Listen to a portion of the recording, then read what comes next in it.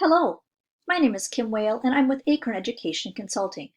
The course you selected today is Building Your Family Childcare Business, the interview process. Before we get started, there's a couple of things that you should know. First of all, you'll see a phone number there and an email address. Those are great ways to get a hold of me should you have any challenges as you're working your way through the course. You should be able to just sit back and listen along. You'll also see a website listed there. This is a great place to come back after your training and select any other educational courses that you might need for your childcare licensing. We have one main objective that we're going to work ourselves through today, and that is students will be able to recognize the importance of a successful interview and how using an interview book can ensure that families' questions get answered and that policies and licensing regulations get explained. You're going to send your reflection paper to the email that was listed on the prior slide, kmwoehl@gmail.com. Once you send that in, you should see that your credit for your Develop Approved course will log into your Develop shortly afterwards. You can do that by going to Develop and looking at your training record to see that it has indeed been credited. First, we're going to take a look at the environment. And we're going to look from three different perspectives. 1, challenges, 2, experience areas, and 3, supervision. When we think about challenges, some of the things that we maybe would focus on are things like children who are running through the environment. Perhaps you have children who are fighting over toys. How about that wanderer? Do you have any children in your program who tend to wander about the environment, from space to space, from environment to environment, or perhaps even room to room? And they really seem to have that inability to choose an activity and to settle in. Sometimes you'll find that you have too many toys or materials. Very often I would suggest going back to just what licensing says we have to have. Put away all those extra items, plus that will give you time and energy to be able to bring things out into the environment that do keep kids interested and engaged in your program. Sometimes children become easily distracted. Again, here we want to take a look at who we have enrolled and how are they using that space. If you do find that you have a child who's bopping around from place to place and doesn't seem to settle in, one thing that we can do is give them 2 choices instead of the whole opportunity to move around the environment. And another thing we can do is literally think about the space that they're looking into. So if I look up and I can see everything in front of me, sometimes that's real distracting. So think about workstations or play stations where children can actually look into maybe just a pleasant wall or perhaps just a simple poster, not something that is overly visually stimulating. We want to think too about intrusion into others' play space. So if you have young children, one of the things that they believe is that everything belongs to them, including you. So one of the things that we can do there is provide play mats so that children have an opportunity to put their materials, such as we see here in the block station. They might have a place that they can build with their building materials and somebody else has their own pile of blocks, etc. That can really, really help. I also find the use of those junior size hula hoops effective for play materials. So you can bring the item that you're playing right to your hula hoop, and that means that that's your place to play, and others will have to choose their own space to play. Sometimes we see children literally misusing materials. So have we talked about how we play with particular materials? While I do think that open-ended creativity works, I do think sometimes the ways that we play are actually going to break the toys, they're going to damage the toys, or perhaps hurt somebody else. And so we want to talk about those things when those come up. And how many of you have experienced this? That refusal to clean up. So thinking about ways to make cleanup a fun process, again, thinking about how many materials have been allowed to be brought out. For some of us, we will find that cleaning up a particular play space, such as blocks, before we move on to a different space, maybe dramatic play, would happen before we move again to that next space. So an educator can bring that child back and say, hey, looks like you're done with blocks. Let's go ahead and clean those up, and then we can go choose our next activity. So things like first, then. We're going to literally tell that child. First, sometimes we have kids who will choose that time to run to the restroom. So that works today. Today you run up to the restroom, but I can assure you I always leave a small pile of toys that that child can clean up upon their return. And then in future events, I'm going to remind them just a few minutes before cleanup time that it might be a good idea to go to the restroom because it's almost cleanup time. So again, that works one time. As we look to experience areas, I think about how many different spaces I might have. Now, family childcare, sometimes we are sharing some of these spaces. But when I think about the 10 experience areas that I would like to see in my childcare program, one is blocks. So just like the picture here, we have an opportunity for children to experience block play. I think about dramatic play. I think about toys and games, having a space for that. Creative art, library. Your next experience area is the discovery science area. Then we have sand, water, or sensory, music and movement, cooking, and you might consider the use of computers or screens in your program. Many cases we're considering how to limit those particular things because children are getting plenty of screen time in their own home environments. Lastly, we'll move on to supervision. Best practice supports being able to see and hear all children at all times. Consider blind spots, low shelves. Low shelves oftentimes give us that feeling that we can see everybody, and yet sometimes children are sitting behind some of those low shelves and we really can't see them. We really have to move around this space to be able to provide that active supervision. Tables or other areas where children might hide is another consideration. And of course, we should provide alone spaces for children where one child can go just to calm down or sit by themselves. A great environment will be neat, clean, and will leave families feeling like this is the place where their child can feel included, accepted, and loved for who they are. It will also speak to how the program will meet individuals' developmental levels. Most families will decide within 1 minute if they wish to spend more time in your environment or not. What are you going to do to ensure that your families pick your program? And here we see the interview. What is the purpose? For parents, the purpose is to collect data to determine if this program will be a good fit for their child and their family. It also allows the caregiver to interview the child and the family to see if this will be a good fit for your program. Let's talk just a bit more about the goodness of fit. When we're looking at goodness of fit, we have to consider the family's needs, the child needs, the current group that we have, and the current challenges of the program. If you've been in this business for any period of time, you know that these things can be an ongoing change that continue to happen. So will this family be a good fit? Will this child fit into the current group of children? What are the other children's needs, and will I be able to meet this new child's needs in addition to my current group? And what if the family asks me for things I am not considering doing, such as working longer days or hours outside of my listed contract hours? Am I willing to work weekends? Early mornings? Am I perhaps going to consider a requirement of having less than my minimum? So as an example, maybe I have part-time enrollment, but I have a 2-day limit or a 2-day minimum. So what if a family wants a 1-day program and they just want to bring children for that 1 day? Or perhaps they want to bring them every single day, but only for a 2-hour chunk of time. These may be considerations for you. I recommend thinking about these things before the actual interview because these things do come up from time to time, and it's good to have an answer already in place. The other thing that I would have us think about is giving that opportunity for thinking about it, some more time.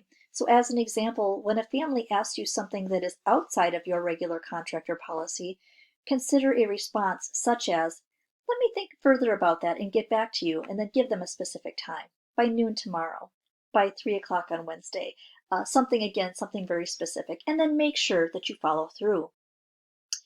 And then what about maternity leave, sick leave? What about parents who are teachers that don't want care in the summer? These are all considerations that are going to help you find the best fit for your program when you're enrolling children. Interview book.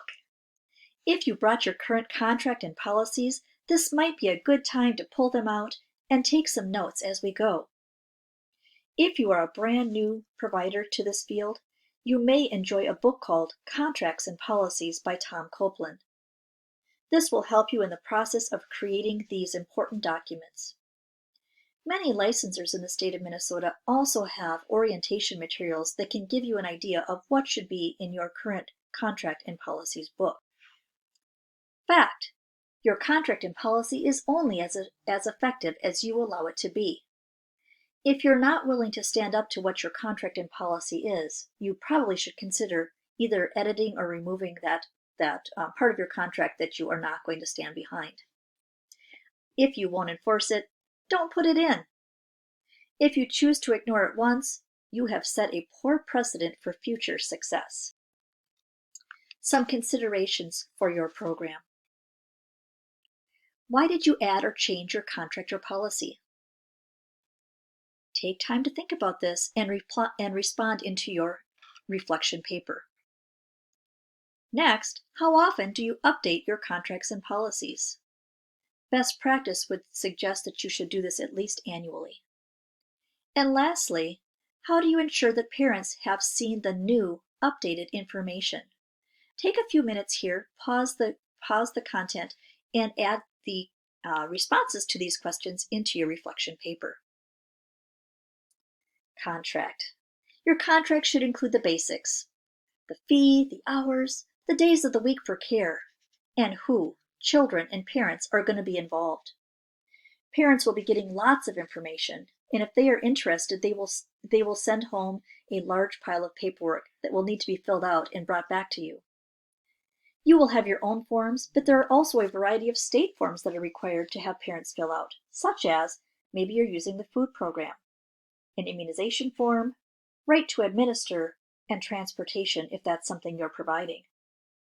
You may have other forms included as well, such as enrichment activity forms like soccer, music, dance, or perhaps language. When we have many forms, we have many opportunities for error. We also want to be sure that the parent and caregiver are on the same page. Policies. What's the difference between contracts and policies? Policies should include everything else that you have as expectations for parents and that they can expect from you, the program. Our picture here is literally showing somebody packing, including the kitchen sink. While we laugh, we know that we do have to include every single thing.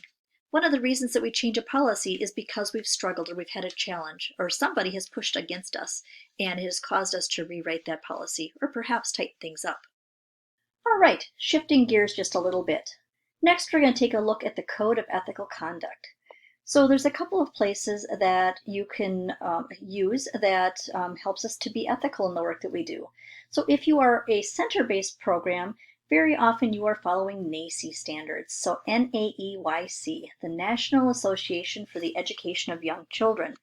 And then we also have NAFCHECT, the National Association of Family Child Care. And so both of these are nationally accredited programs. And these would be both considered higher than licensing standards. So very often as a child care professional, we are asked to make some very difficult decisions. So our policies and procedures should address your program's Code of Ethical Conduct.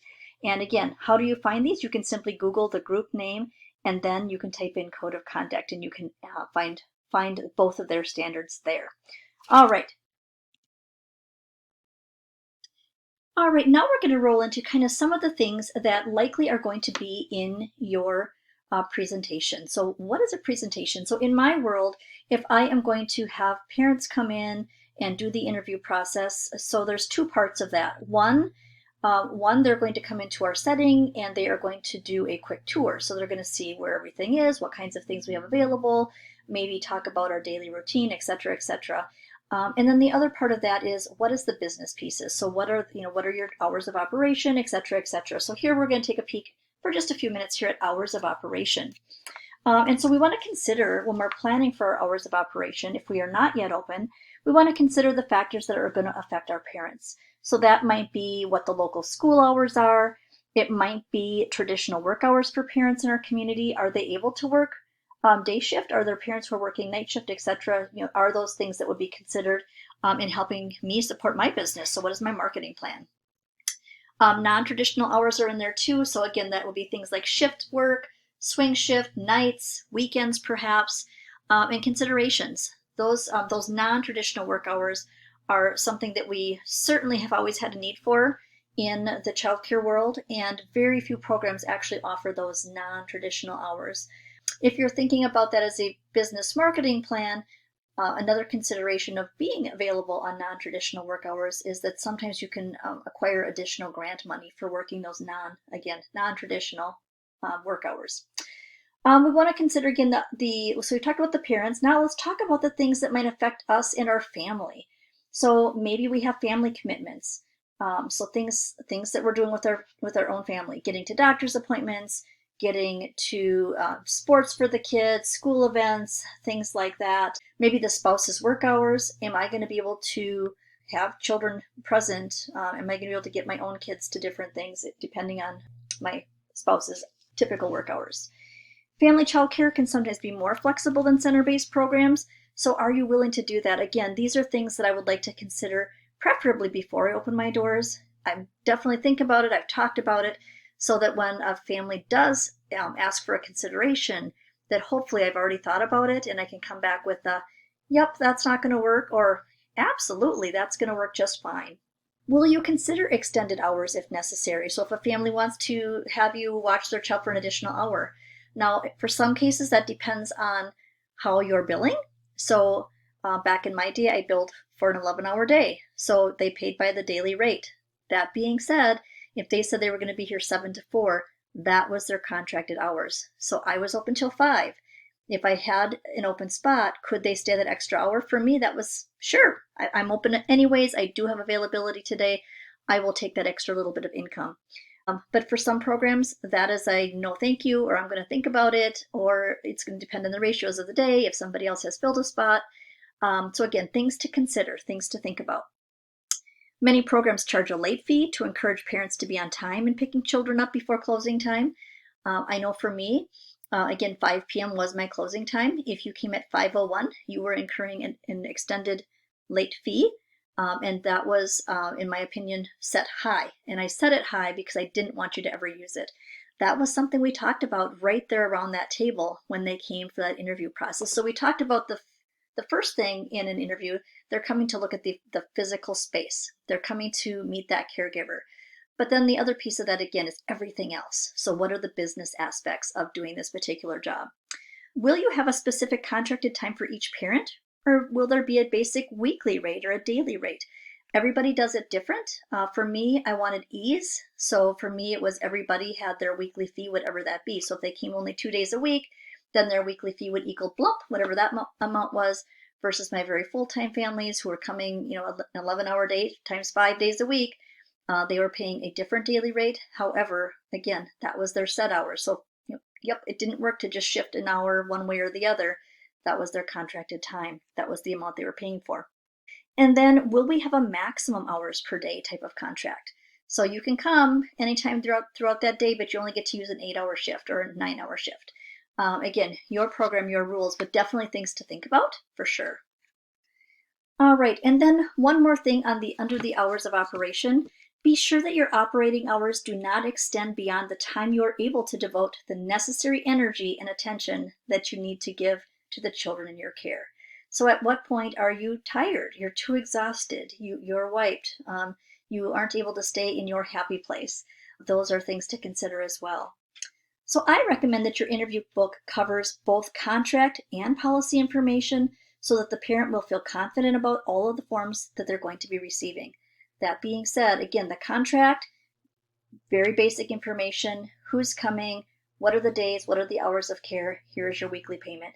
Everything else goes on that policy form. So what are they signing regarding policy? Some other things to consider, and there's quite a list here. So we see curriculum, communication with parents, drop-off and pickup times, what are the rules, other authorized people to pick up children, closures. When are we going to be closed? Are we going to be open always? As long as you can get your kids here, we're fine. Will there be vacation days for you? Will there be weather days? If the school's closed, do you close also? So again, what are those general parameters? Things to think about. And honestly, I think that there is a huge variety across the state. Some people get paid vacation, some people cannot, depending on where they're living. Weather closures, for me, back in the day, I was open. If you could get here and it was a regular day, I was available for care. If schools were closed, it didn't matter. In fact, I was busier on those days because people tended to bring their children and still get into work. Fees and payment. Fees and payment, so what is the amount? When is it due? Some of the things I think about there, I learned over the years that it was better for me to pre-collect payment. So people paid the Monday before the care that they were going to be using. So if they came Monday through Friday, Monday morning was when that payment was due. And that worked very, very well for me versus some people collect on the other end. So they're going to collect it by Friday afternoon. And what I tend to find, at least for me, what I found is that, oh, I forgot my checkbook, or I forgot my debit card, I forgot my whatever today. Can I catch you next week? Nope. Nobody wants to work for free. And I found when I collected it up front, that also avoided some of those things like, you know what, my kid didn't come on Tuesday, so can I just pay you for 4 days this week? Well, no, because we have a contract, we have a policy. However, it was a discussion, and I just didn't want to deal with that discussion. So you paid Monday for that week's care. Just the way it is. Whatever the regular contract is the amount that you paid always. Food and nutrition is something to consider there as well. What kinds of foods are you serving? Are you going to adapt to food allergies, etc.? Are you on the food program? In which case, there's extra considerations there as well. So as we review these policies or possibilities, it will be a good time to take some notes on what is important for you in your program. So some of the other things that I think about is I think about what my daily schedule and routine is going to look like. And again, this little section might be a section that you go ahead and pause and even rewind a little bit and re-listen to things if you didn't get it onto your notes. So again, daily schedule and routine. Perhaps immunizations comes up. Are you a program where everybody must be fully immunized, or are you a program who will take kids whose parents have decided that they are not going to immunize? In family child care, at least at this particular time, we still have that right to decide for the community, for the group that's coming to our program, how we are going to offer a program. There are parents who will come to you because of your rules around immunization. There are parents who will not come to you as a result of that. So again, just things to consider. Medical administration. Are you going to provide things like Tylenol? Are you going to administer if the parent provides it? So again, lots to think about there. Parent involvement. So how are you going to get parents connected? Are they going to come in every morning and drop off their child and expect to be, chatting for about 3 minutes? Are they going to come in every afternoon? Are you going to expect for a few minutes to chat there? Are you going to do a newsletter? Are you going to use some kind of electronic tool that lets them know when they need diapers, when they need more formula, etc., things like that, extra clothes? Again, are you planning on transporting kids? If so, we want to make sure that we are taking the CARS training that allows us to do so safely, and in which case, are you going to have your own car seats and keep them updated, etc., or are you going to be using parents' car seats and then you are still going to be buckling them in as the person who has taken that training? Everybody has an emergency preparedness plan. What a wonderful time to share that information with parents. If this big bad thing happened, where are we going to meet? We're asked to leave, where are we going? If we're asked to stay and we get evacuated, where will we be? Where will people find us? Good things to let that family know. Health and safety, that's a lot of things there. That is active supervision. So how am I going to be sure that I have active supervision on every child at all the times?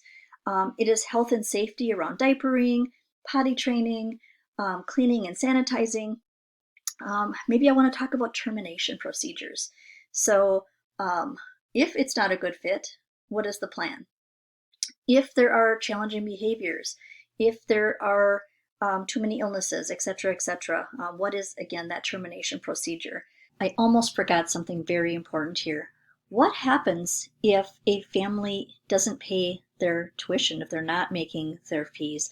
There needs to be a termination policy in place there as well. So definitely take time to consider those things. They do happen from time to time. Sometimes it's something you can overcome and you can figure out a different plan. But sometimes it's something that seems to happen more often than it doesn't. And at what point do you decide to terminate? It can happen on the very first time, so it's something to consider. If you have substitutes or other staff, what are their requirements? How are we going to let the families know that they've received their training and that they are okay to be left with the children? And then, do you take other funding sources? So here we're thinking about CCAP. So these are people that maybe have a sliding fee. Many of us do take them, and I would say there's just as many who say that, no thanks, it's extra paperwork. And so are you going to take that? If the county is paying for a portion of that, then you're picking up the rest of it, or I should say, you are gathering the rest of that. There seems to be some confusion for many parents there. They believe if the county is paying that is the amount, but they likely indeed do still have a parental fee that is due to you every single week. And then how are you going to assess the learning of all the children in your program? So one of the things that the state of Minnesota is working on is the parent star rating system. And so that is a place where parents can go to see how many stars particular providers have or don't have. And it's one of the things, when we get enough stars, we have to choose an assessment tool. And the state of Minnesota has a variety of those. You can learn more about those at childcareaware.org. And there's quite a list there that you can look through. But I dare say, how else are you going to do that? So that's one particular tool. Maybe you're looking at a challenging behavior. So how are we going to assess a child who's biting? How are we going to determine if a child is on track for their language skills? So what are those milestones? So again, there's many forms. There are many different types of assessment that we would plan for, but very often there's at least one. And many of those are coming. Again, you can find that list from the state of Minnesota. Why? Because why would you want to redo? So if you chose one that was not one of the accepted ones, and then later decided to be a starred provider, it would just be relearning a tool, and that is never easy for any of us. The one I am the most familiar with is probably Teaching Strategies Gold, part of the creative curriculum, but again, there's quite a variety out there. And then a remembrance. So remember that some information will be required to be included in your paperwork for licensing purposes. So when I think about that, licensing requires us to have a grievance policy, as an example. They have a requirement for a use of medication. They have a requirement that we list the fact that we do or do not have liability insurance. So those are things that are requirements. Are they going to be in our policy? Absolutely. So therefore, we're required to have them in there. There are set minimums for some of those things. Remember, your local licensor is going to be your best resource for these things that are required in your policy book. All right, on to a sample. So this book is a sample only, and in no way is implying that you should or should not add to your book fees for services or materials. All right, so in my plan, again, I actually made an interview book. It was in a 3-ring binder, much like the one you're seeing in front of you. And what I found is it helped parents to quick do a tour and then come sit around the kitchen table. And we literally would page by page look through our sample interview book. And the point of the book, and I think it's really important, the point is by the time you get through, hopefully the parent doesn't have a single other question they can possibly think of because you've been so on top of your game that you've already included it in your book. Childcare providers are not allowed to share or discuss costs of specific care or services.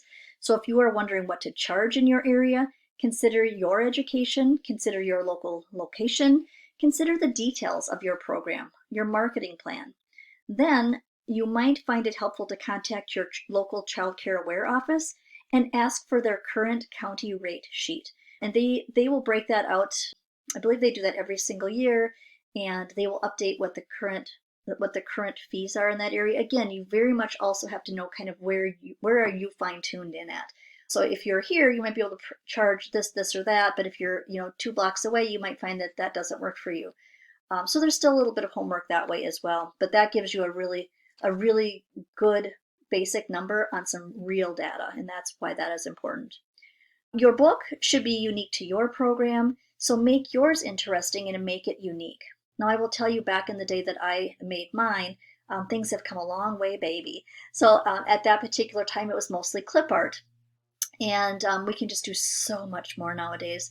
The graphics, we can include so many more pictures, etc., and really have maybe you're a scrapbooker. If people are still doing that, those could be really, really fun.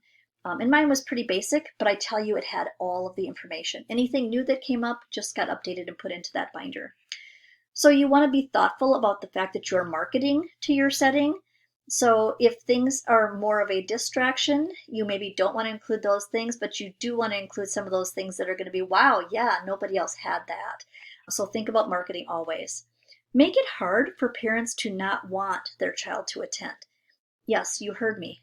Make it hard for parents to not want to attend. So how are we going to get in? Many times that packet is sitting on the table in the middle of our setting. And as we look through that binder, I'm literally telling parents, if you're interested later, feel free to grab that and take it home. Right? And then they listen, they continue to listen. They can get up at any point and leave. We also talk about that.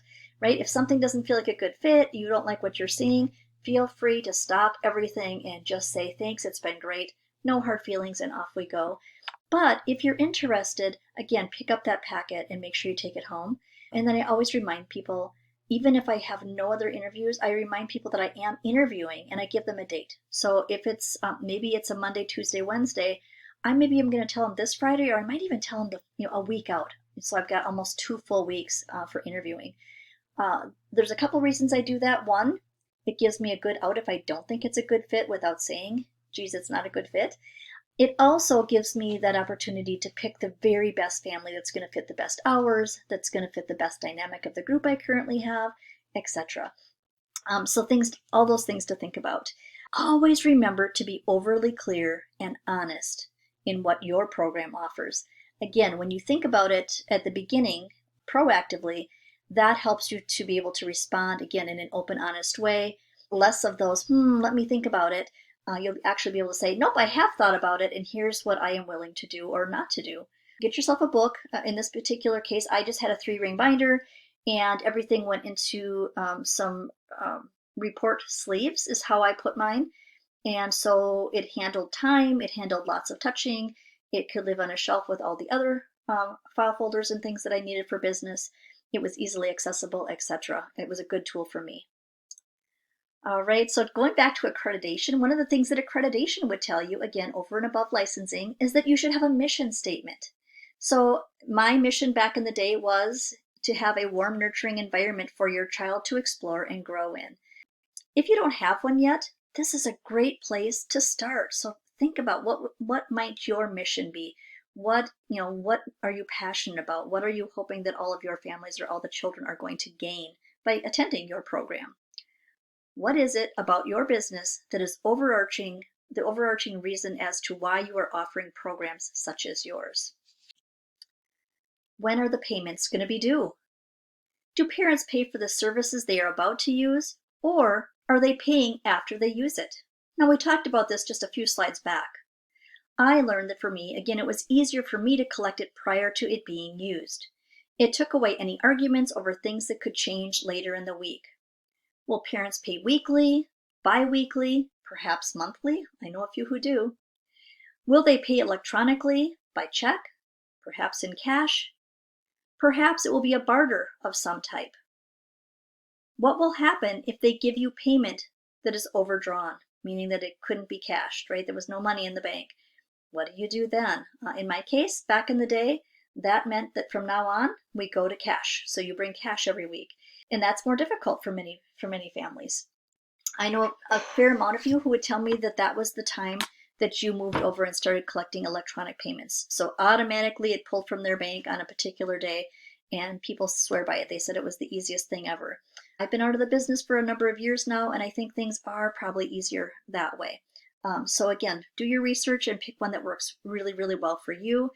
And the key here is that during that interview time, it really truly is that perfect place to ensure that payment will be clear to both you and the parents. And again, we're going to break these down even further. Let's start with overtime rates. Most of us feel pretty protective of our closing time. As a result, we charge an overtime fee. Make it very clear that you do not wish to work later than your agreed upon times. Make this rate high enough to encourage parents to be on time or even a few minutes early. Overtime should include both ends of your day. Why? Because I don't want you to arrive earlier than our agreed upon time. Put a clock by your entry point so that you and the parent can see exactly what time it is. Set it to your electronic device. That's pretty exact. Decide if you will collect your fee today or perhaps with your next payment. Be clear. When you think about this before it happens, it allows you to set up for success.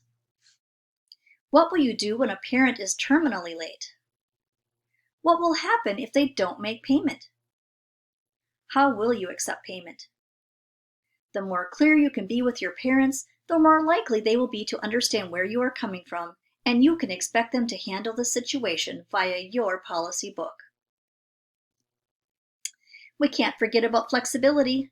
Family childcare professionals are often flexible, more flexible in fact than some of the centers that may be in your local community. One of the things that I always share with my parents is that I do try to meet parents' needs. I decided to add a statement to my policy book, and here's what mine said. Again, I'm not recommending that you use something like this, just that it worked for me at the time. So mine said, I will try to be flexible with other hours that may come up for your family. I will occasionally do evening care. I am not offended if you ask. Please understand, however, that I may have no availability to help out. Or if you choose not to move from contracted times, feel free to skip this page. A tip. I found a way to keep from simply agreeing. Sometimes I easily did this before. Little Tommy would come in the morning with his parent and she'd say, can he stay an extra hour? And I knew I had an open enrollment and I would say, sure. And then that parent would walk out and I'd be like, oh no, what was I thinking? I don't need to do an extra hour tonight. Or, you know what, I'm really tired and I really didn't want to work that extra hour and now I've agreed to do so. I will look today and get back to you this afternoon. This allows me the time to think and decide if I really wanted to work that extra time and to indeed make sure that I was available. Again, you heard me earlier, even if I know I have the availability, give yourself that little bit of time. You know what, let me take a look and I'll get back to you. That little extra step made a world of difference on just even my overall flexibility and my overall health. How do I feel? Am I too tired? Am I doing well? And of course, we need to have an emergency policy. The policy in my old book was at that time what was required from Minnesota Rule 2, or our family licensing law. Since then, they have made a number of updates and they've required you to have an emergency plan in place. You're going to be wanting to be thinking more about how you're going to handle things. The more you can add to your emergency policy, the better it likely is going to be. I always work to ensure that parents would not have additional questions at the end of the interview. Literally, the purpose of my guide was so that when they got to the end, they would be like, yes, we love it, or it's not going to be a good fit. But I at that point, I was like, do you have any other questions? And seldom did I ever have an additional question. I wanted them to feel like they could not possibly have an additional question because literally we had covered everything already. All right, and so let's keep going. What else would be in that book? I think we can't go too far without having a vacation plan. Things to think about. And again, it might be a really good idea just to stop and pause when it's something you haven't thought about at all, or maybe you're making a new consideration if you've been in care for a while. These are great things to tell me about in that reflection paper. So again, maybe around your vacations, you decided to change something. Let me know what that was, okay? So some of the questions I think of here, and there is quite a number, how will your families take time off? Do they get free days that they get to use where they are not in attendance? Are they going to still pay the regular rate, but then just be gone for that period of time? Will you give them so many days to use annually? Is annually figured by the date of their contract start date or by the calendar year? Do the parents pay for your time off? If they take it at the same time as you, will they pay or not? Think about every scenario here and explain what will happen. This can be a huge challenge if not disclosed right away and in writing. And don't forget about all the holidays. Will you be opened or closed on major holidays? If you are closed, will parents pay for your day off? If parents pay, will they need to pay you before or after the holiday?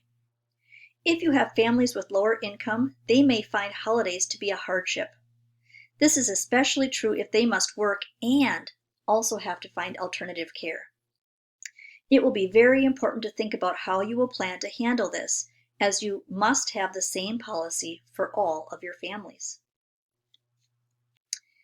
And we can't forget absences.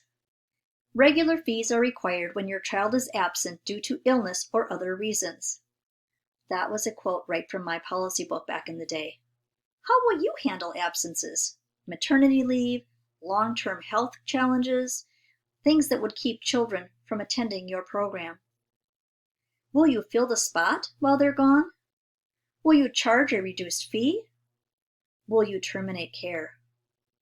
Will your policy apply to everyone? An example of that would be CCAP families. So if you are getting fees from a sliding fee from the county, they have their own rules. So again, how is that being handled? If the county isn't paying, are you still asking the parent to pay? In which case now we maybe have a hardship situation. So again, thinking about that beforehand is really, really incredibly important. And of course, none of us want to think about this, but sometimes we as the caregiver get sick ourselves. Here's some words right from my policy back in the day. In the event that the provider is ill or her children are ill, the provider may choose to close for the day. The provider has 2 days per year that are paid sick days. Should further days be necessary to get back on my feet, you will not be responsible for payment. Sick days may be used together or one at a time. Antiquated, it's been a number of years since I've been in care, but that was literally from my policy book. So again, I did licensed family childcare for 22 years. And over that time, I was seldom sick enough to close. In fact, I was only closed once during the 22 years. In most cases, children came anyways because they had already been exposed to that particular illness. So again, things to think about. The bottom line, parents need to know what to expect when your own illness happens. Because we work oftentimes by ourselves, our own illness is really a consideration parents must think about before choosing a program. So other fees. This policy was the result of a few children or families over the years who were not left with enough supplies. Getting through the rest of the day was a real challenge for the child. As a result, I chose to keep extra on hand and charge a fee if I needed to use it. In other cases, there was a deposit, or perhaps you might want to consider a registration fee.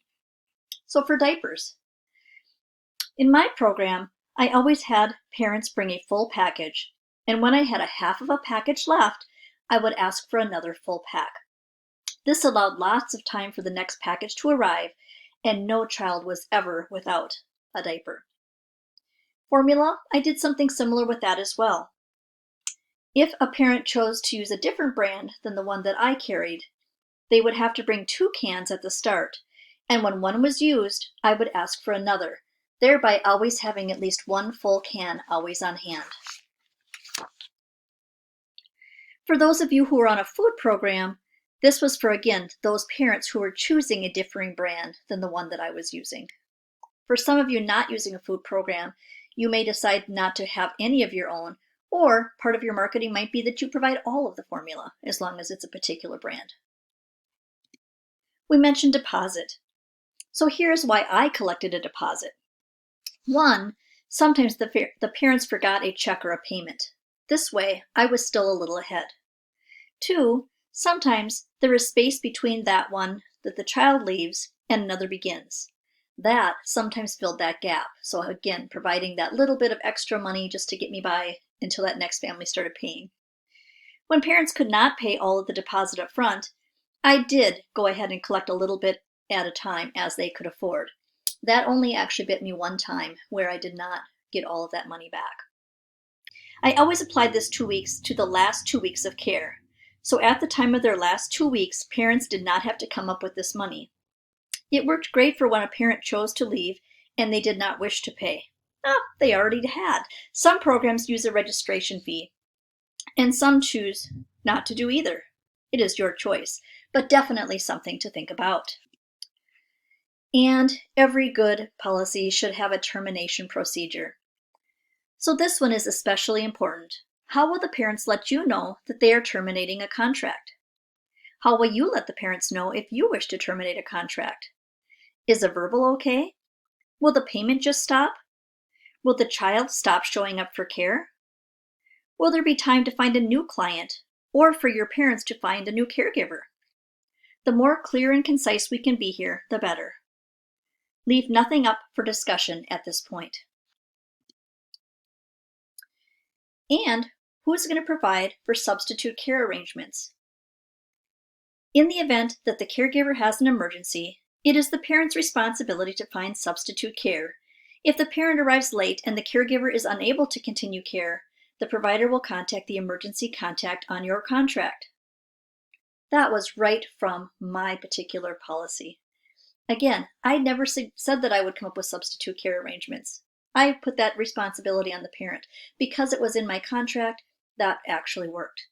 So again, one more time, in the event that the caregiver has an emergency, it is the parent's responsibility to find substitute care, meaning I didn't plan for one. If the parent arrives late and the caregiver is unable to continue care, the provider will contact the emergency contact on your contract. I was very fortunate to have my husband home, so he often filled in for a few minutes here and there. This was great because the children knew him very well, so they were thrilled when he stepped in. We do not all have this option. So how will you handle this? Are the emergency contacts actually going to be available to pick up in a timely fashion? How do I know that that wasn't the case? Because it happened, right? You went through your entire list of substitute emergency contacts and nobody answers the phone. And then you still have that child in your care. And depending on what the challenge is, you can be in a real pickle. So if the child is vomiting and you're still trying to provide care for other children, that is a real problem. If you need to leave or they're late, they don't show up for their regular pickup time, you can't leave children alone, obviously. So whose responsibility is it? And so what do you do? So all those things, again, should be considered prior to having an actual emergency. Do the number you have on file for your emergency backup people, do they actually ring through? And is it a cell phone number? Is it a work number? Have they left you two? Have they left you a home and a work number, etc., etc.? The more ways that we can get a hold of that emergency contact, the better. The same is true for parents, actually. Before COVID, I feel like people would sometimes work from home and not give you the home information, or they would have their cell, but then they would keep, they're working and they just didn't keep it on. And so again, why are we asking for that information? So we can actually get a hold of somebody in an emergency. So therefore, in an emergency, we hope that it actually would work.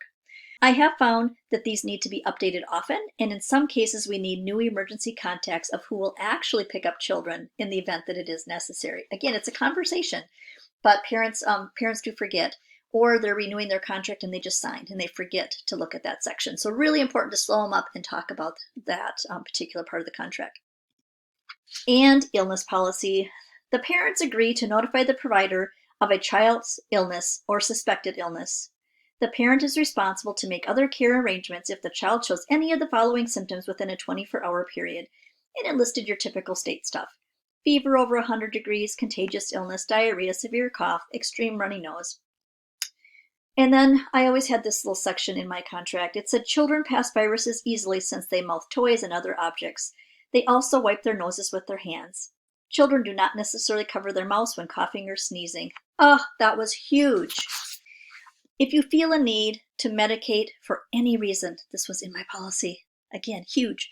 If you feel a need to medicate for any reason, any in bold, the child is too sick to attend childcare. What am I talking about? So if you give your child Tylenol and send them to childcare, I think about why do we give Tylenol? We tend to give it because we want to reduce a fever, right? Or your child is sick. If we feel a need to medicate, then that child's going to have a reduced fever for 4 hours and then it's going to spike. No, we know when you do that, stop doing that, parents. We don't bring sick children to care.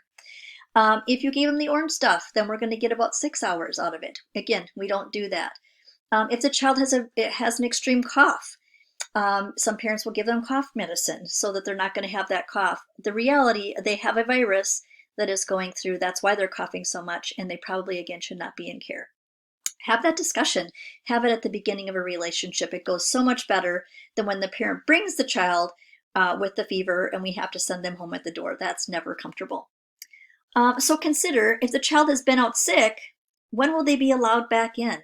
So if they are out sick and it is determined that they have an ear infection and they're being treated for such, can they still come with a fever? In my program, they could. If they'd been seen by a doctor and it was something like an ear infection that is not necessarily contagious, I would allow them back in.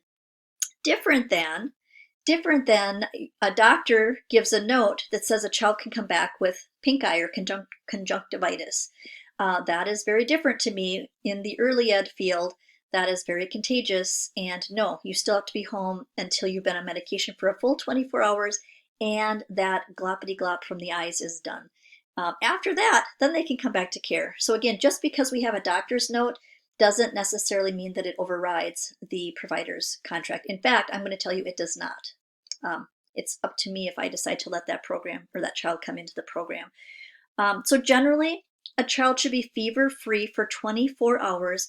And again, that is when they're off of medicine. So they have to be completely off of medicine for that 24-hour period, not spike a fever. We tend to see that kids have a lower grade fever in the morning and then it rises as the day goes on.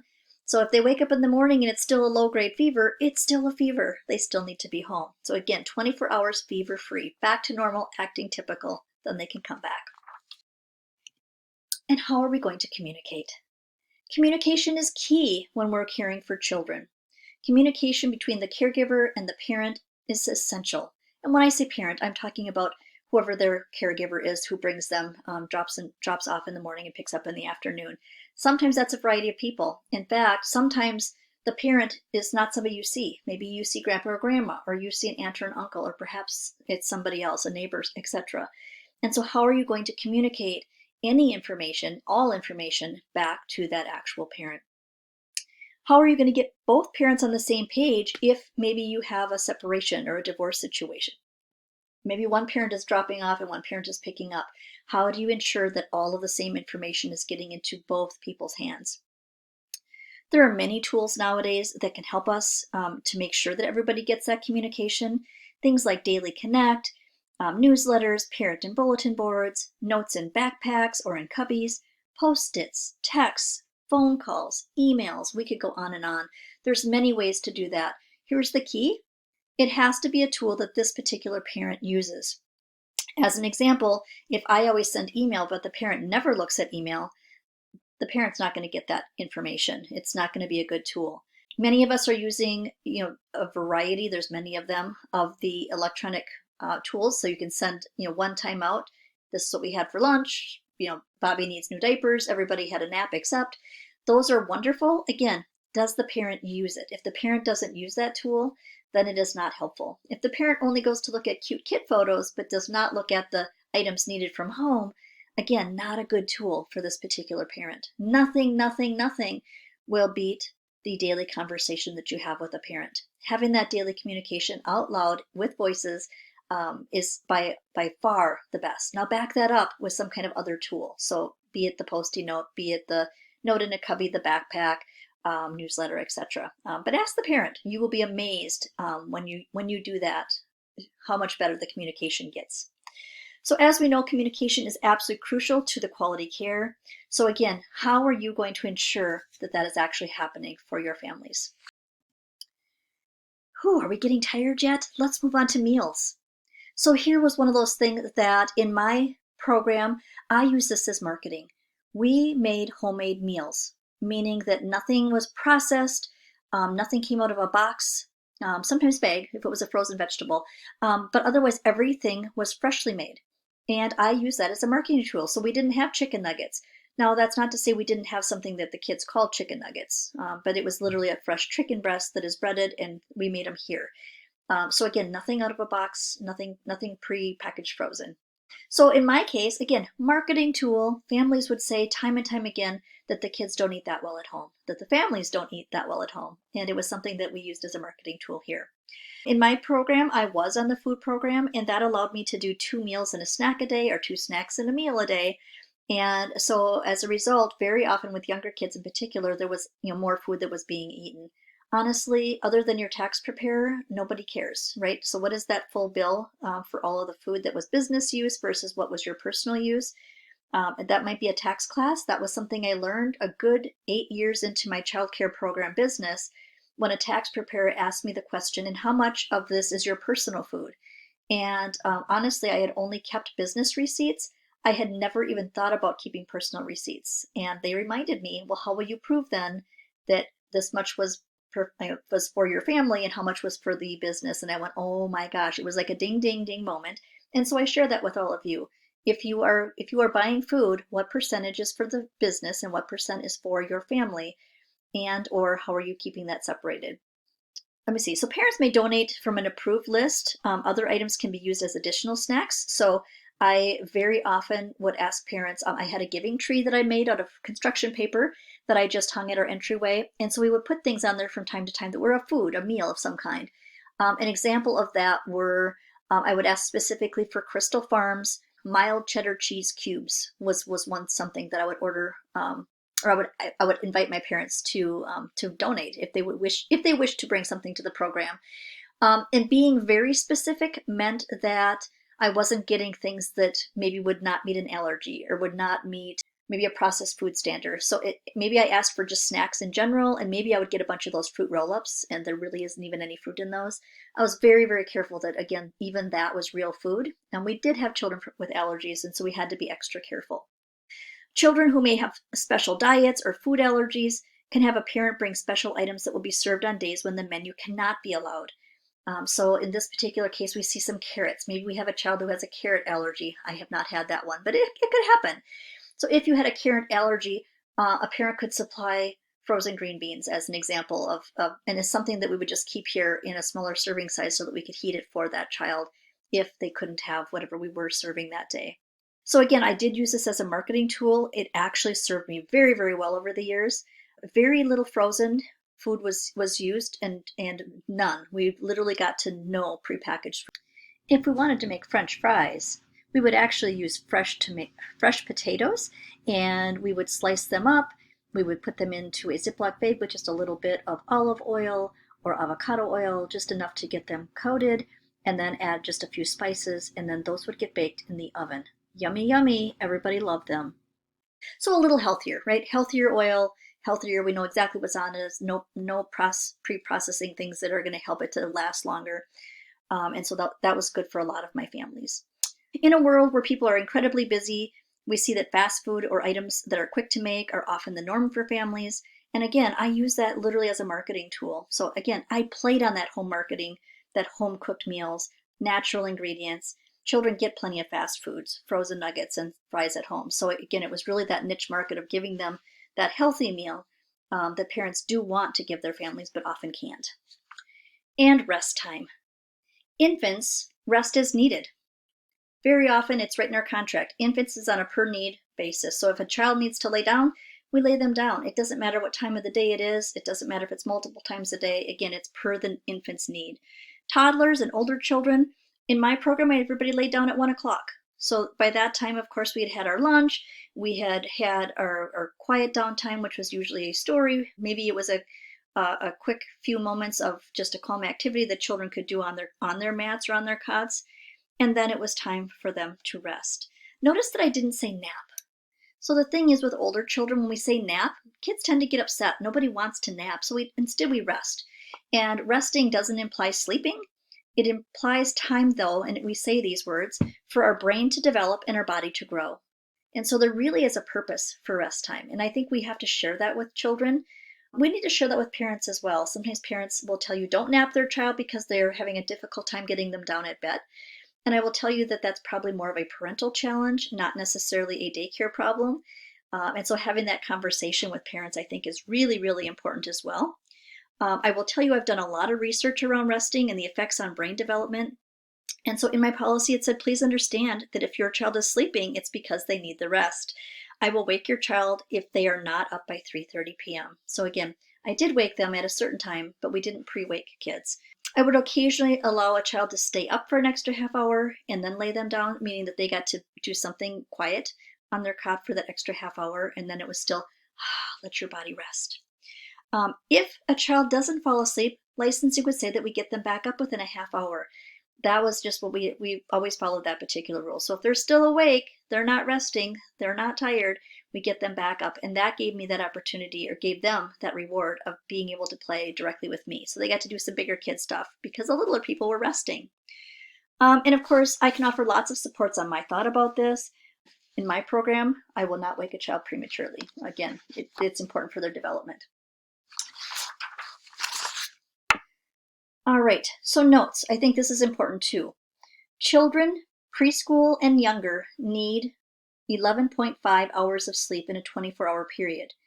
So very often a parent is telling us that their child isn't sleeping at night, that they're still up at 11 o'clock at night, they're back to us at 6:30. If you do the math, that is a child who isn't getting enough sleep. And again, when we talk to parents about this particular policy, it's one of the reasons why I do stand my ground. Rest is so important.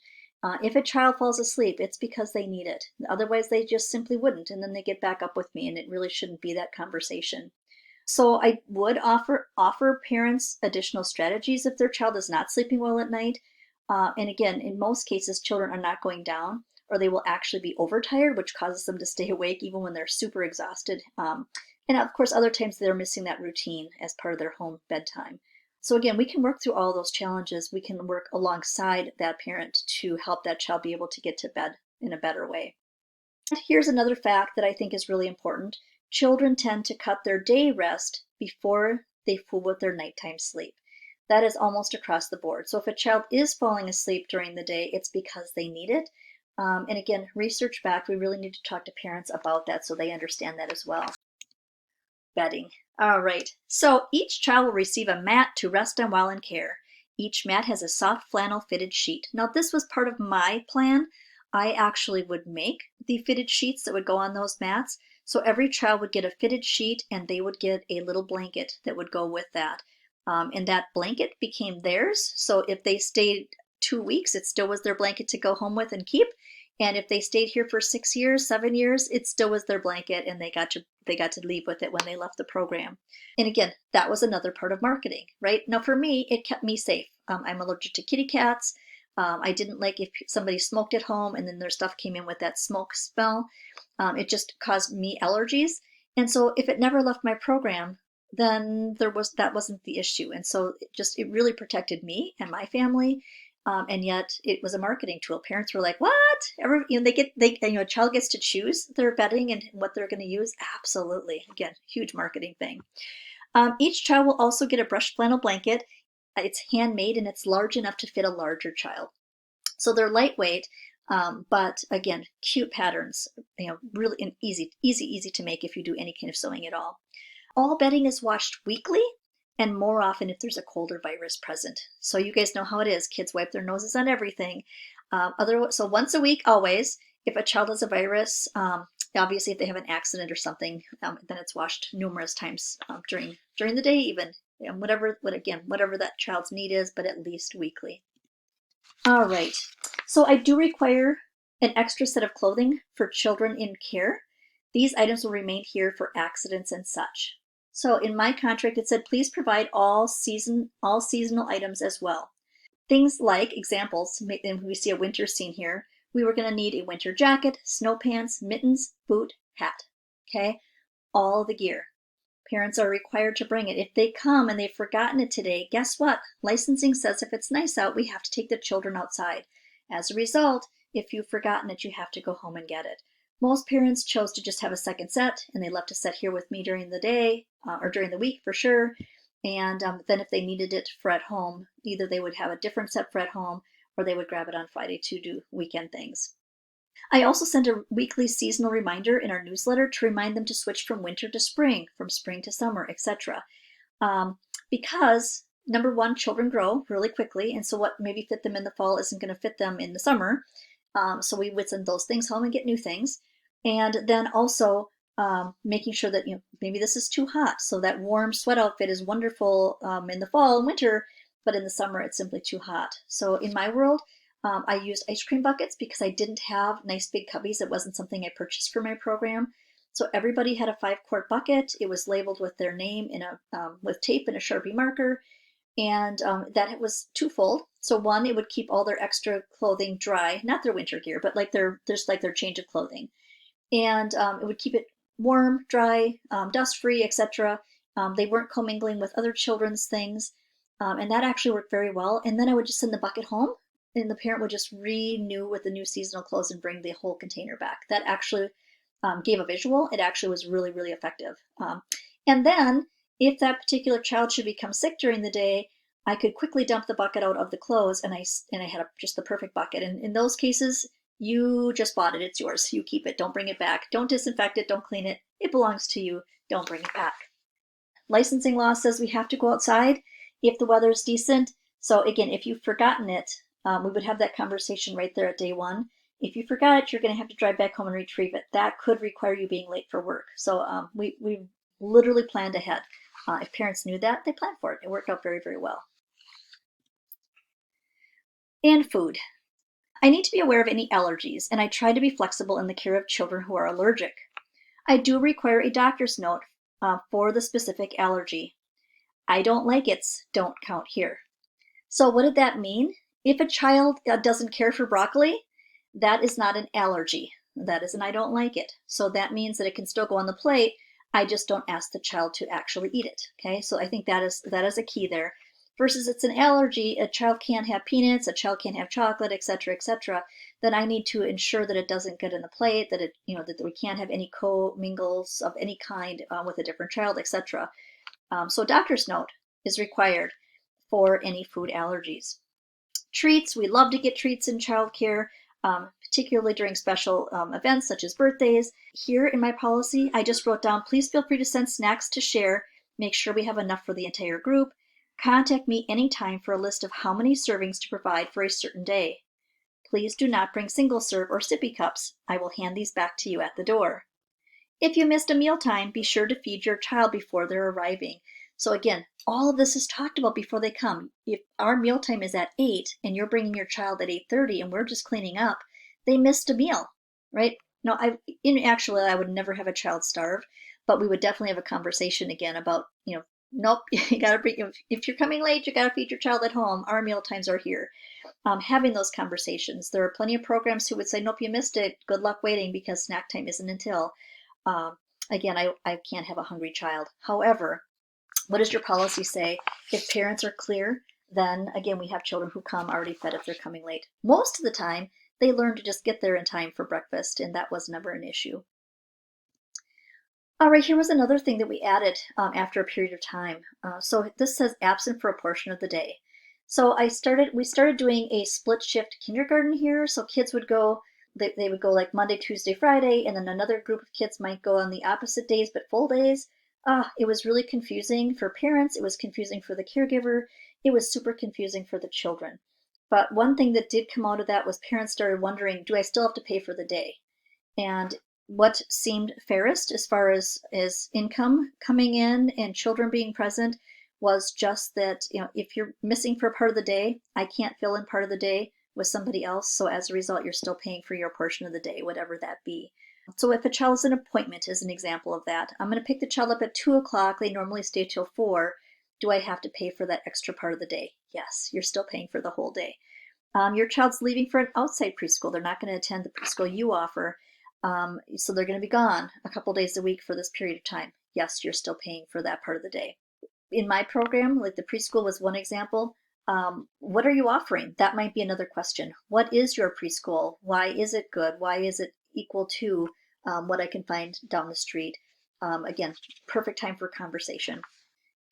We're almost there. Items from home. This was a big one as well. So here we see marbles. Yeah, marbles in particular. They're little, they're round, they roll away, they're hard to find once they are on the loose. So in my policy, it said, I will not be responsible for missing, broken, or torn items that are brought from home, period.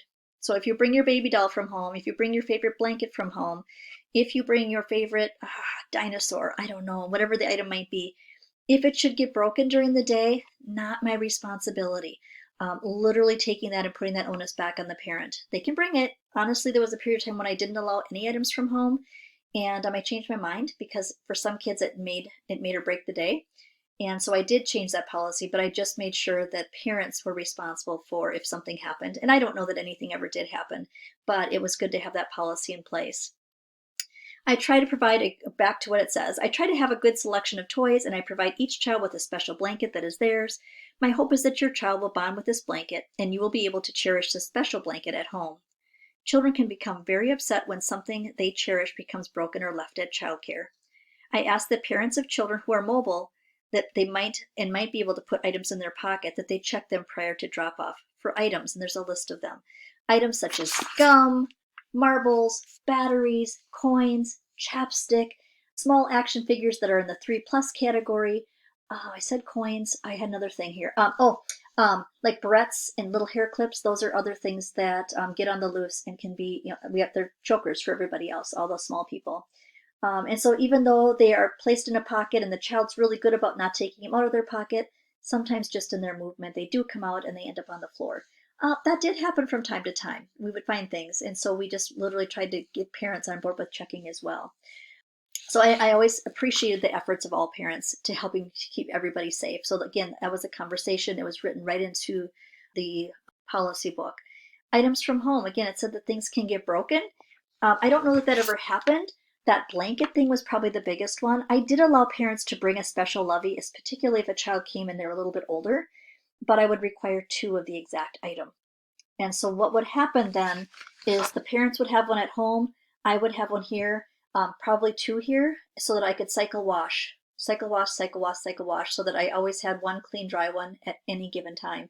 That made it work. Coats, boots, backpacks.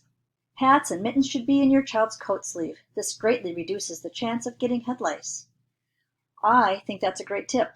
By the way, here in my setting, we always put everybody's things in their right sleeve. I taught parents to do the same thing. That way, it was really easy for us to find everybody's gear. So their hats, mittens, if they have a scarf, it all gets stuffed into that right sleeve.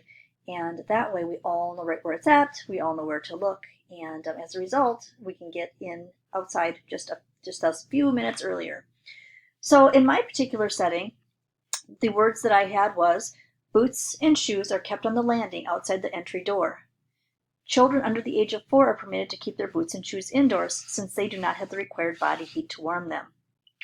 That being said, we brought things in a good half hour before parents were expected to pick up. So they actually did get even warmer. So thinking about that, and this was a big kicker here, we actually have a heated garage. So everything was kept not as warm as the inside house, but they were warm. We just had to warm them up a little bit more. And again, for those younger or under the age of 4, we brought them in and just kept them toasty warm all day. Backpacks, what did we do with all those kinds of things? So backpacks are hung on the hooks in the garage. Each student has their own hook. So again, we had that ability to have kids enter through our garage. That literally was our entryway. And so as a result, all of the regular daycare things that didn't need to come in just literally stayed in that safer zone in the garage. Again, a heated space, and I think that is the importance here. Not everybody has the ability to do that. So for school-aid cold lunches, I'm going to start with a story. So this actually happened obviously many years ago now. I haven't been doing care for about 8. Anyways, what happened one particular day is a family arrived about 10 minutes before the bus was expected to come. So they literally came in just to give their morning hugs and do our morning conversation. And the parents ran out, and about the time that we went out to line up for the bus, we realized that a neighbor dog had come through the environment and had literally gotten into somebody's lunch and ate the whole thing. It was all gone. It was a brown paper bag lunch, literally gone. And boy, was I scrambling to try to get lunch prepared and get that child something that they still had for lunch that particular day. So as a result, we changed a policy. Imagine that. So the new policy read, lunches must be kept in children's backpacks or they must be brought indoors. And again, that story of literally happened, put us in a major time crunch. I was not used to making cold lunches for kids. And so having a quality, yummy lunch was just a little bit of a challenge. We absolutely made do. It worked, but we did not want that happening anymore. And I don't know that I ever had a single problem with another dog in the neighborhood. It just never happened again. But it was a good reason to change that policy and just ensure that no student would be without their lunch when they're heading off to school. All right, so we've talked about communication. A newsletter was one of the things that I did here in my program. Now, I called my newsletter an about a monthly newsletter. What that meant is It wasn't necessarily on the first Monday of every month. It wasn't necessarily once every single month on a certain day or even just once a month.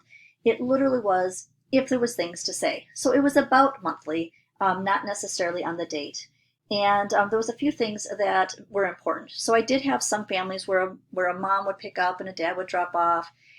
Maybe there was a separated family or even a divorced family. To be able to get that information into everybody's hands proved to be a challenge from time to time. And people would say they didn't get it. So and so didn't share it with them. And so what I ended up doing was literally writing the child's name and then M for mom and D for dad, or et cetera, et cetera. You guys can figure that piece out. But that helped very much to ensure that I actually handed newsletters out to every single person. Those things did not go in backpacks. Now they could have. I could have tucked them into everybody's little cubby or everybody's little space to go home. However, this way I knew that I literally handed it to the parent, and therefore I know that it was presented. And if it was no longer sitting on my washer, also in the mudroom or entryway, then I knew that I had handed it out, and I knew who I handed it out to because I knew what was left. So that actually worked very well. So again, we had to have a policy in place somewhere. So mine said, I do what I call an about a monthly newsletter. This letter is to inform you of all the fun things that we are doing in childcare. It also includes appointments, holiday reminders, upcoming vacations, and dates to have items in by, etc. So important things that you need to know. Please read these carefully, even though not all information may pertain to your child. You would not want to miss a special day or have your child feeling really sad if you miss some crucial information. Again, just words that went into that newsletter. Basically, it's saying, hey, I didn't write it for myself. I wrote it because it does include important information. And as a result, it really helped with parents not showing up on days that I was closed for business. Parents, yeah, it would happen, right? It's vacation day. I took the day off, and here would come a parent, and they'd be like, where's my kid? I'm like, we're closed today. Nobody got you the information. That's why we send out those newsletters. So anyways, it really helped to, here's why I give them to you, and here's why I make it. Here's why, that section's highlighted, etc. So you don't miss that. Infants and toddlers. Infants and toddlers have their own unique needs, and as a result, we wanted to make sure that we commented to that. So what I wrote into the policy was, I will write a daily schedule until children have a pretty set routine and schedule. So when they come as infants, they very often don't have a schedule yet. They don't really have a routine. It's, again, on their need. I'm never trying to match my need to theirs. And so if they're hungry, I feed them. If they need a diaper change, I change them. If I do any of those things, I would write and record that and make sure that the parents had that information.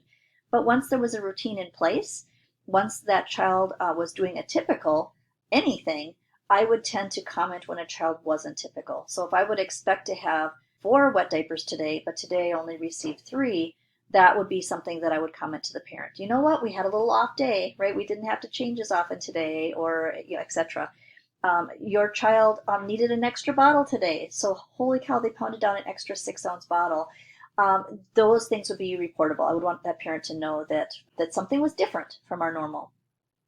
At this time, and again, in back to that, what's the policy say? At this time, I will discontinue the daily sheets, but will continue with the verbal communication. You will be notified of any change in routine or activity. So an example again of that would be Joey had 3 dirty diapers today. He normally only has 1. So again, something that was different from the typical for this particular child. Other things to consider.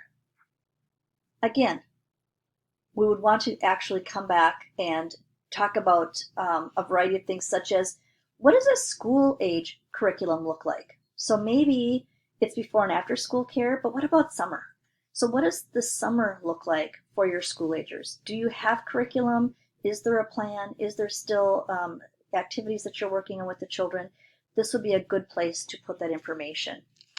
What about those off days? So, I'm going to say it's a non-national holiday. So maybe I'm still open for business. Likely I was still open for business, and likely those school agers were coming to me. What was their day going to look like? Was it just a day of kind of down from school, hanging out, or did we actually have planned activities for the school agers? And I always did. I always had some kind of planned activities for the big kids when they would come back. I think about enrichment activities. Those are things like school programs. In the summer here, we did our Summer Perks program.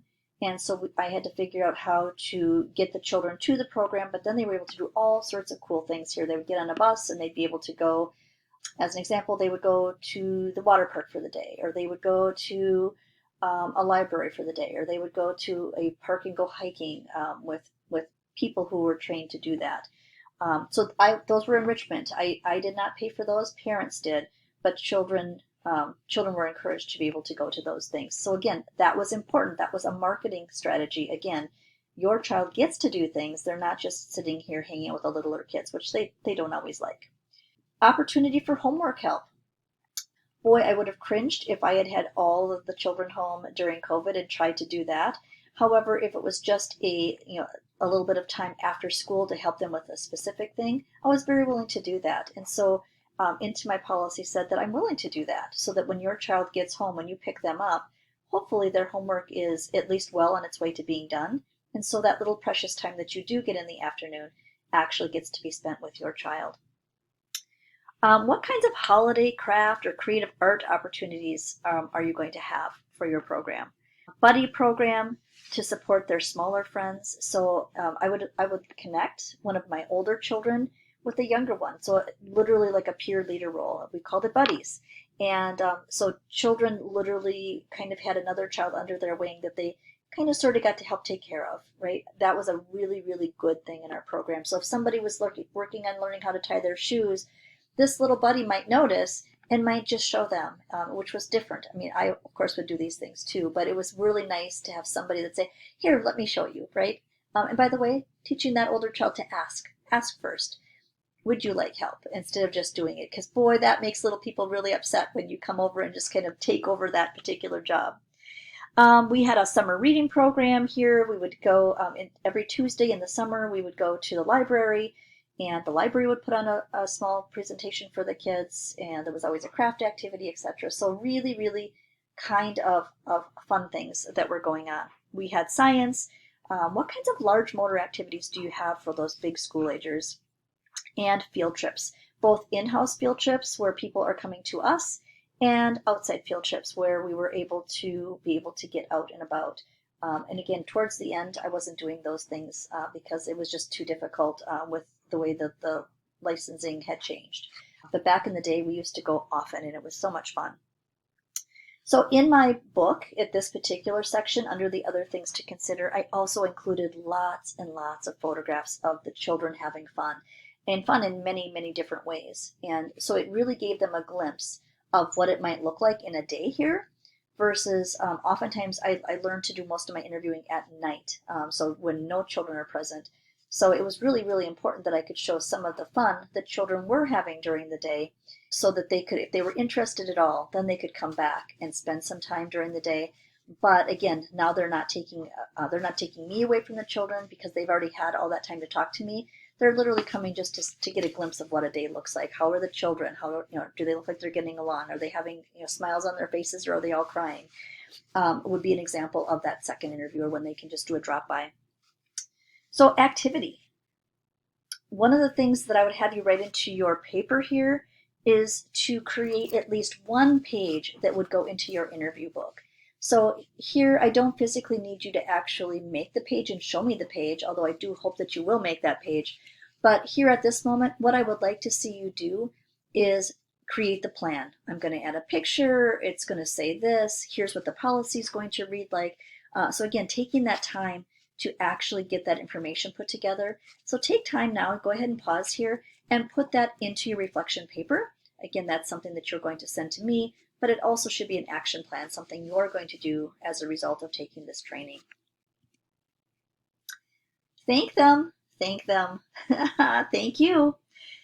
So at the end of my book, it says, I wish to thank you for considering my childcare home. I feel that I provide a safe, nurturing environment as well as a structured routine. Children learn quickly that they can trust me to care for them, and that I will meet their needs when necessary. Children are encouraged to try things themselves, but they can count on a helping hand when things are difficult. Children are expected to clean up the childcare environment. Self-help skills are a necessary part of growing up, so we practice these daily. And then, of course, we always want to take time to ask the parents, Do you have any questions? Do you have any thoughts? Is there anything else that I can get to you as you consider your childcare options? So really coming full Robin of looking through that entire policy book, sitting with me right next to them. Very often, if there was a question, they could ask literally at that moment. But I found that this particular book, versus going through, if I had just handed them a packet and said, "Yep, I have open enrollment. Let me know if you're interested in attending." Well, the reality is I might have parents who show up on that first day and they haven't filled out all the paperwork, or some of it's missing, or they filled it out but they forgot to sign something, etc., etc. But if we literally go through the policy book, that really help parents to get all that information in. And the reality, in order to be abiding by licensing law, I have to have all that paperwork back. So is there a discussion about that? Absolutely. And we have reached the end of your course. So on this particular slide are just those reminders of where to send your reflection paper. So you are going to send it again at the email that you see listed there, kmwhale@gmail.com. Please do include somewhere on your paper your full name, your Develop ID, and the person's name who paid for your course, if it was not you. If you have paid for it, I'm going to be able to find you that way. Why am I doing that? Because sometimes, as an example, a center director will pay for your course, and it's under their name, and I need to actually make sure that you are getting the credit instead of them.